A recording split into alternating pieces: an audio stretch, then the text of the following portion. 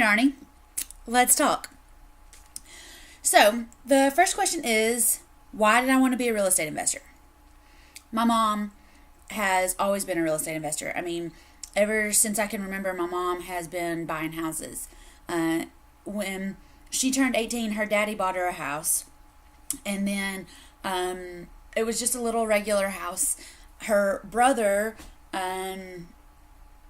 who's like 10 years older than her, moved to South Carolina, and he had a house that was over the hill from mom's first one, but it was a little bit bigger. So before my mom married my dad, she bought her brother's house. All right, in the family. My family's like the mafia. They like want everything to stay in the family forever and ever, ever. Amen. And so my mom moved over the hill into her brother's old house, and she bought it before her and my dad got married. And nobody said this to me, but pretty much so that it was always her house. He moved into her house, which sometimes explains why I'm such a pain in the ass, I think, and a feminist, and why I want my stuff separate from my husband's stuff. All right? Hold on, let me get a chair, though.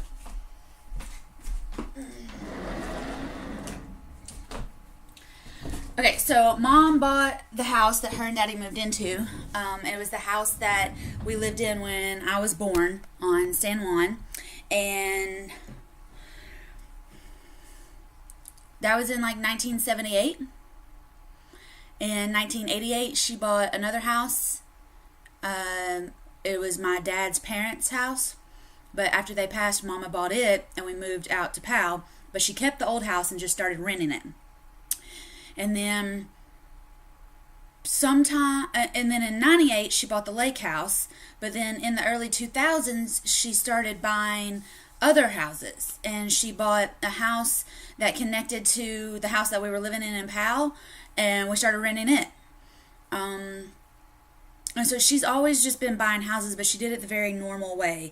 Where she'd get a mortgage. She was a bridge person, so she would, get a mortgage and make the payments on it, pay off the house, and then she'd rent it. And then we'd move somewhere else, and she'd rent the old one. Until we moved from Powell to where she is now, and then she started buying just other rental houses. And in 2009, I graduated college in '07. In 2009, I was still living at home, so I graduated college, and I was working at mom's company, and it was the middle of the recession, and I just needed to, spread my wings a little bit. So I started talking to her about, her rental house that we lived in on San Juan. That was her brother's house. And I was like, how much does people pay for rent? Maybe I could rent it. And so we ended up kicking those people out. They were on a month-to-month lease. They'd been there for like 10 years. When we went in, the house was trashed. So we had to flip it.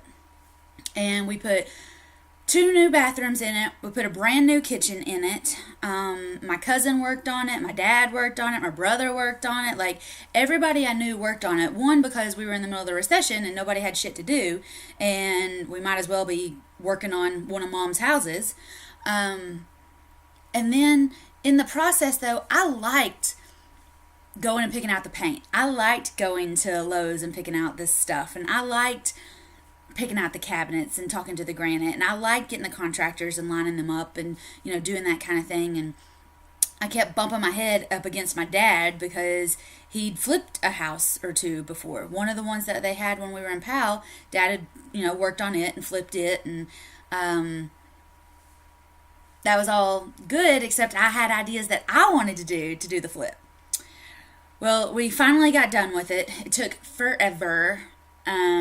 And it still wasn't completely done, but I moved in. It was my 25th birthday, and I was moving in. We had a welcome party. I borrowed furniture from all of my friends and family. Anything that anybody was wanting to get rid of, that's what I furnished the house with. And it stayed that way for about a year because I was working for Mom at the trucking company, and that's just, all I could afford was the free stuff that people were giving away. So I had the free furniture, and then sometime in that first year we started going to auctions, and I would buy furniture, and I would bring it home, and I'd put it in my living room, and I'd, fluff it up a little bit, or I'd put a blanket or something over it, and then I'd post it on Craigslist and say, I'm selling this couch, and I'd double or sometimes triple my money. Or I'd buy a dresser at an auction and put it in my room and use it, and then I'd sell it on Craigslist and make some money. So I was flipping furniture, and at work I was flipping trucks. So I was working for Mom at the truck company, and she's got four truck companies, and one of them was a truck sales company. And so I was selling trucks. I'd go to the auction in Atlanta, buy trucks, bring them home, have the guys do some stuff to them, and then I'd put them up online, and people would fly in from around the country, and I'd sell them. So I was flipping furniture at home for extra money. I was flipping trucks at the office for, extra money. And then I was also flipping this house with Mom and Dad. And I moved into it. And then sometime the next year, they bought another house kind of close to my area, and I helped them flip that one too. And then in 2011, Mama bought another house. She was going to buy it with her dad. It was the spring of 2011, and my great-grandfather started this truck company in 1939. So when he started trucking in the 30s, we didn't have any money. All the money went to buy trucks and fuel and, pay the payroll, except, my uncle and his friends and, everybody that we could find that we could pay cheap, we were, letting them drive because it was the 40s and we could. It was the 50s and we could. It was the 60s and we could. So they were driving for cheap. They were making some money, and, I think sometime in the 60s, actually. So they've been in business for probably 20 or 30 years. Somebody came to my great-grandfather and probably my grandfather at that time. And what had happened was this guy was also a small business owner. And our company, Walker's Truck Contractors, was on Rutledge Pike. It was actually like a street over from Rutledge Pike, but we ran Rutledge Pike because that's where the mines were. So everybody in East Knoxville was used to seeing our trucks around. They were used to seeing us around. And, the Walker family was kind of a household name. Like, everybody in East Knoxville had driven for us. Everybody or their cousin had driven for us at some point. Well, a guy that owned a lot of land off Rutledge Pike got into some trouble with the real mafia or the real mob or somebody. And he called my papa one night, called my great-grandfather one night, and basically what had happened is that the mob or the mafia or, whoever, they'd kidnapped this guy's wife. And they were holding for ransom. And I don't know if this guy had, gambling debts or if he had, drug debts, but we're talking, the 60s,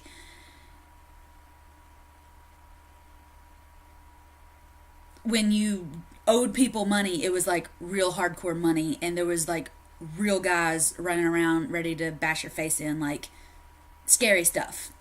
So this guy whose wife had been kidnapped called my great-grandfather and was like, hey, these guys have kidnapped my wife. They say they're going to kill her. I'm into these guys for a whole bunch of money. Is there something that we can do? Will you front me the money to get my wife back so I can pay these guys off, and then I will pay you for however long? And my great-grandfather was like, I'll give you the money, but I want to buy this land. You've got all this land, and if I buy that land from you, you'll get the money, you can get your wife, but I'll end up with the land. And the guy was like, all right, done. So we got 300 or 400 acres from that. And then we got into another deal, not a shady kind of deal like that, but we got into another deal where somebody had a farm, and my great-grandfather loved horses, and my mom was a little bitty girl, and she liked horses also, and my uncle was showing horses, and his wife was showing horses, and we were kind of into horses and trucks there for a while. And so we got a horse farm. And then we bought some land on the other side of Rutledge Pike. And then in the 80s and 90s, we bought more land on Rutledge Pike. And as we were buying the land in the 80s and 90s, before I even could talk or walk, I was barely existing, my family was out there building buildings on this land that they had gotten through shady deals, or that they had gotten just because they were on Rutledge Pike, and anytime anybody wanted to sell anything on Rutledge Pike, they called my family first. So my great grandfather would buy land. He would truck all day long, and then buy land. Like whatever he made trucking, he would buy land with it. And my mom I never met him, but my mom remembers him always saying that he wanted his land and everything that touched it. So if he bought a piece, he'd go out and talk to the neighbors and let them know, hey, whenever you want to sell, I want to buy, so let me know. All right? So I tell you all of this because you've got to know that buying land and being in real estate is just like 4 generations deep in my blood. My mom, in the 50s and 60s, while they're trucking, my papaw, my mom's dad, not my great grandfather, but my papaw, he got into some of the land that we somehow acquired, had a trailer park on it. And ding, ding, ding, the guys living in the trailer park worked for us. They drove our trucks. So since they were working for us and we owned the trailer park, we were basically paying them so they could pay us their rent. Well, my papa got this great idea that he would buy a trailer dealership, and he would sell people trailers. He would rent them a lot. He had the trucks that would deliver the gravel to, level out their trailer. And then they would drive the trucks to lay their. It was like a vicious little circle, all right. And my papa would buy the trailers and then finance them to the people. And then he got to where he wanted to do that with houses too. So he would truck, and every time he got some money, he'd go out and buy something. He'd go out and buy a duplex, or he'd buy a house, or he'd do this, and then he'd finance it to the people. And then he got to where it just happens that you're running 4 different companies. So he was. In the 70s, he was flipping trucks and trailers. He had a trailer dealership. He had a tire dealership. He had a company that was running trucks up and down the road.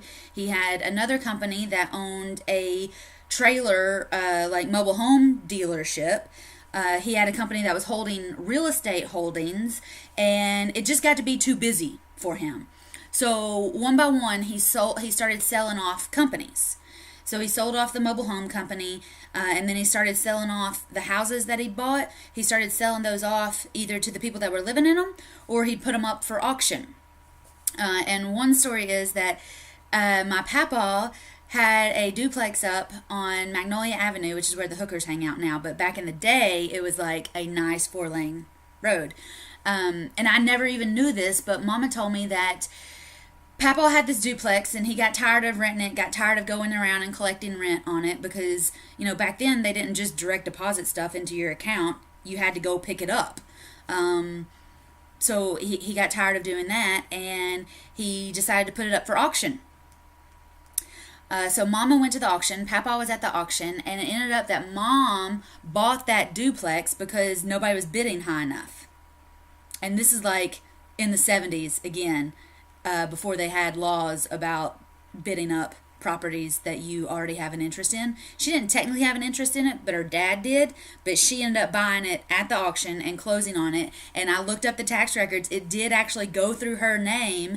And then Papa found somebody else outside of the auction to buy it from her pretty quickly also. But when I hear stories like that, now being licensed as a broker and an auctioneer, you can't get away with that shit anymore. Like, if I auctioned a house, I would have to know who extended family was and to make sure that it was going to actually sell and go to somebody else. But this was back in the 70s, and they just did whatever they could do to make things happen. So it was just a different time, and sometimes I think it might have been a little bit easier, but then I think about collecting all that rent. No wonder they sold their houses.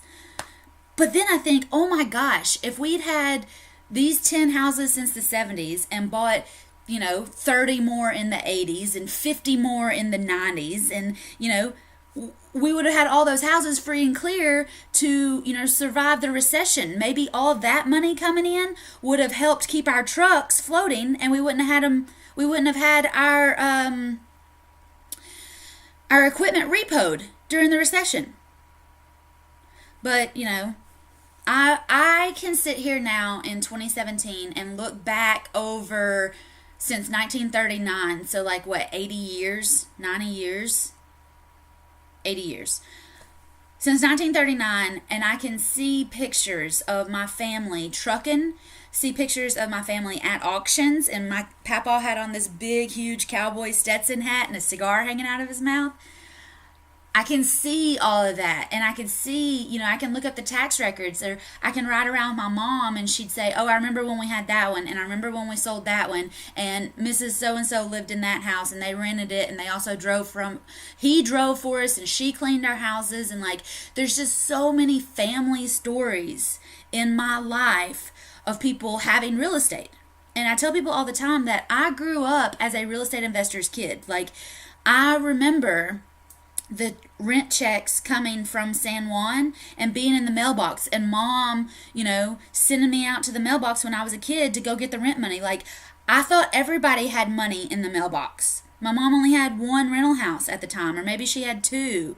But I knew money came in the mailbox. I didn't realize bills came in the mailbox until I got into my 20s. So I really told you this whole big backlog of stories because my family has been a real estate investing family since the 50s or 60s. On Rutledge Pike, if you drive Rutledge Pike now, it's like playing Monopoly. I'm like, I can drive it and say, we own that, we own that, we own that, we own that. We own that one, we own that one, but there's some places on Rutledge Pike that, my mom bought 20 acres on Rutledge Pike last month. And, she got to, I think she's up to 8 rental houses now. She's been buying a lot more since 2010. I think she's bought 1 or 2 houses every year since 2010. And so there was 4 or 5 years that she was buying houses and still doing it the old and slow way. And that's why, I got my license, because in 2011, when we bought that yellow house on the creek, her and Papa were going to buy it because they owned another piece of property that they bought somehow randomly. I don't even know when. But they bought 15 acres on a mountain. All right. And if you own a dump truck company, you always need a mountain so that you can pull the dirt off and haul it to job sites, or you need to buy a hole so that you can get old dirt from old job sites and fill up your hole. All right. So they bought a mountain.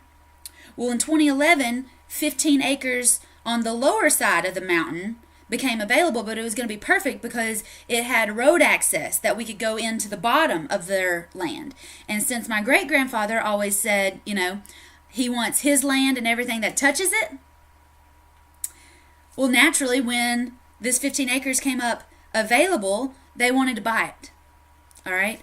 And the neighbor, our competitor in trucking, had a contract on it for a year. He wrapped up this house for a year so that we couldn't buy it, but he let his contract lapse, and Mom had found the owner working at Food City in the deli department, and she'd, gone over there and she'd taken her, cookies and gifts, and, she'd just gone out and hung out with her, and she'd stopped and talked to her. So as soon as our competitor in the trucking company let his contract lapse, this lady called Mom and said, hey, his contract is done. If you want to buy it, you need to come look at it. So the lady had the house listed, and I went with Mom to look at the house. I helped her negotiate, but I didn't know what I was doing. I didn't really know how to negotiate. I was flipping furniture and flipping trucks. I'd never made an offer on a house. I didn't even understand real estate. I just knew that my mom understood it. I thought my mom understood it. So 2011, spring of 2011, and my papa was basically going to fund it for my mom, all right? Because he rolls, used to roll, like, pretty deep. You want to talk about rappers and bands? My papa was really rolling around with bands of money, just hanging out. I've always been a rich kid. So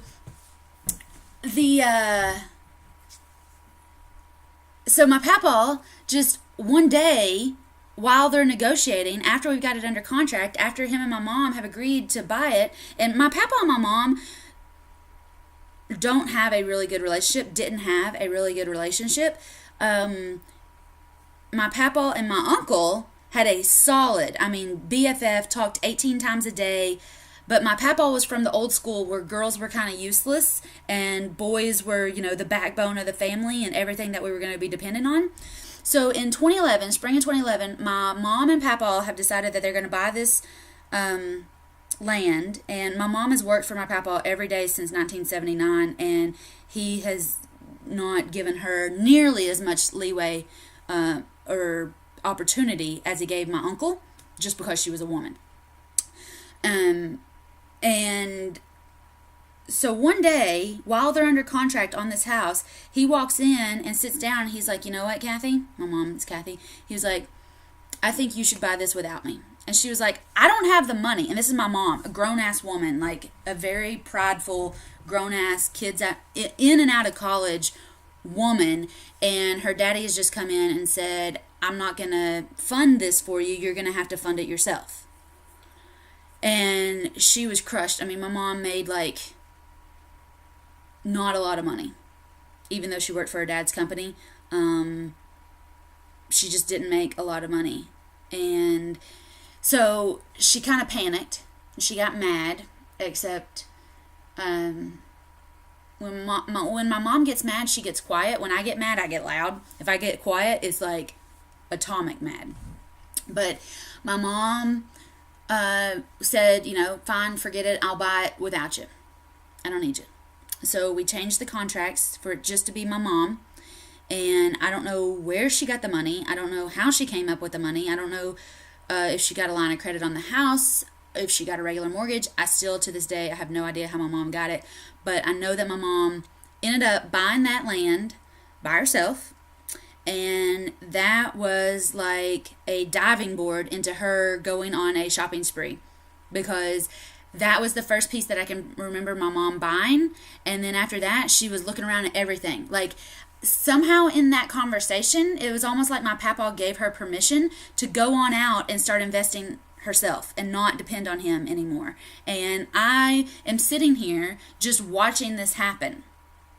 I'm watching my mom finally get permission to go and be an adult, and I felt like I got permission at that time too, except I was still broke and I had nowhere to pull any money from. So I just rode on my mom's coattails. So she bought that house early 2011, and then in September of 2011, I'm going to cry when I tell you this.